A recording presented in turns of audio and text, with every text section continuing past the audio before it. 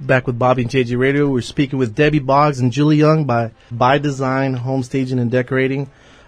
We kind of covered what the new trends are of this awesome video that they put out for everyone to kind of see or be in top or ahead of the curve. You can get that video and get some more information about them and their team at bydesignsa.com or email Debbie at bydesignsa.com. Let's shift gears a little bit and talk a little bit more to the real estate community. Let's talk to sellers. Julie, what is the difference in interior design of a home and getting a house ready to sell? How do you feel is the difference between those two? Okay, well, first of all, we can talk a little bit about the commonalities because Sure. we always use the same design principles. Okay. Color, scale, balance, proportion, and so forth. Right.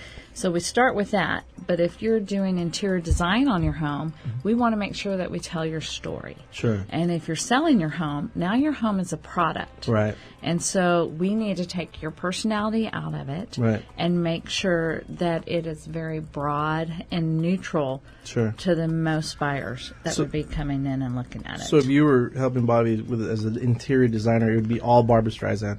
Yes. But that doesn't work with the... And Would JJ have to pink bring and down lace. would JJ have to bring down his Mexico flags? Yeah, probably Those would be- everywhere. Okay. Probably everywhere. But, dude, that's a good point, though, because we show a lot of properties, and if it's like huge A&M stuff, Oh, yeah.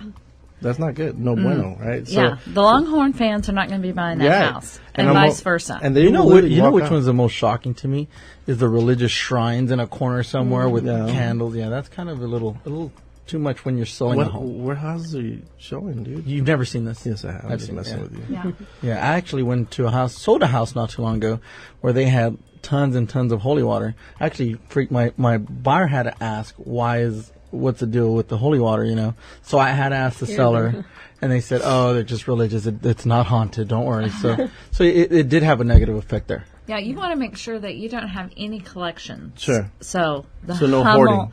Yeah, no hoarding, no Hummel figurines in the corner on the Right. curio cabinet.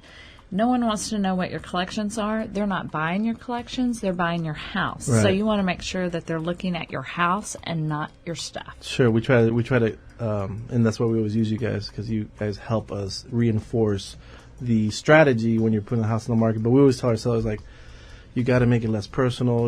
A good way to look at it is look at the model homes that are out there, all the brand new builders. They have landscapes in all the frames. You're not looking at wedding photos or anything like that. Because what people get caught is looking at their little design figurines or their sports memorabilia, and then they forget to kind of be in the moment and then put their own furniture in that game room. Exactly. Or in that master bedroom. And you don't even want something up as simple as your diploma that has your name on it. And then Sure. they get sucked into your story and your life and how you're living there. Sure. Instead, you want them to imagine themselves living in that house. Right. So you want to take away any block to that. Absolutely. And then just kind of, like I said, follow the norm or the standard, which is pretty much the brand new home models have. Yeah, so if you had a diploma, JJ, you would have to bring it down. If I did finish that high school, I would have been up there for sure. Yeah. Yeah. Tell us about, what about people that are looking for interior designers? You guys can help them as well, right? Oh, yes. We are full-service interior design. We have Sure. a full-time staff. Right. We offer blinds and window treatments as well. Awesome. And what's great about what we can offer someone who's living in their home is that we have access to furnishings as well as finish out selections, Right. tile, things like that are straight to the trade. So if you don't want your home to look just like a cookie cutter box, and nothing's wrong with Pottery Barn, we even occasionally buy things from there. But if you don't want to look like you just tore the page out of the Pottery Barn, and everybody goes, oh, they Exactly. got it at Pottery Barn. Yeah. Oh, they got that At wherever. at Yeah. wherever, just the box retailers. Sure. You can really specialize and personalize your house. So like the IKEA one, that one's very common. I see that. Yeah. That's everywhere. How's And it we don't going? even have an IKEA here yet. Yeah. And it's going to be Yeah. crazy once we do, I think. Yeah, but we have a lot of clients, I feel, that, they might be too busy to do it themselves. Oh, yeah. Or they just don't have the eye. Like there's some people that dress well, but when it comes to their house, Thank you. But then when it comes to their house, they need some help on it. And I don't think they really realize how important interior design is in that sense. Because even me and my wife, we're always like, and we fight all the time. It would be better just to call Julie, I think, and say, There like, you look, go. we got a referee now. She can just kind of figure it out on her own and tell our story, like you said. Yeah, you want to make sure you bring your personality into your home if you're living in it and not selling it. Right. Something that's of interest, and just you want your home to be your oasis and your escape at the end of the day. Absolutely. You don't want to come home to more chaos or clutter. Right. So you want to be able to relax and really enjoy your home, and that's what we can help you do, because we'll, from furniture layout, the best way to do that, to making sure that there's enough space within your walkways so that you're not bumping into things. Exactly. And the colors that you like, not necessarily what we like. We like, main part of our interior design is listening. Right. Because we can go in and do what we like, but Sure. we want to listen to our clients. What are their colors? How does their family live? Do they entertain? So we have an entire system that we go through with them. Right. And really make it the home that they love and that they will enjoy, and it will be the perfect fit for their family. That's awesome. Actually, piggybacking on that, I read this little feng shui book. It's like a little thing. And they said that you want to be able to walk through your house blindfolded and not feel unsafe, with rough edges, or not to know exactly where your stuff. Like a pit? Like a like a fire pit?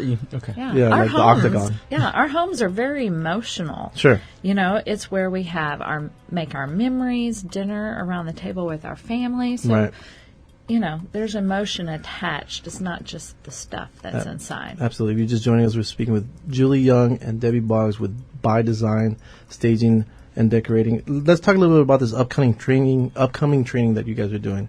I know a lot of people say those that can't teach, but this is a little bit different because I also train myself. When you're at the top of your game, and you guys obviously are, and you know all the ins and outs, you guys are actually creating like a curriculum, right? You're starting something new here, and I thought it was really interesting. We are in the process of developing a training curriculum for other stagers. Debbie and I have been doing this for 7 years, and we have learned so much. Sure. So we just want to help others out and to just increase the level of staging from what is expected in the marketplace, right, and raise the bar. So no more raffia roundhouse, no more ivy everywhere. Right. We're going to bring in design principles, right, so that stagers will be able to give the correct answer.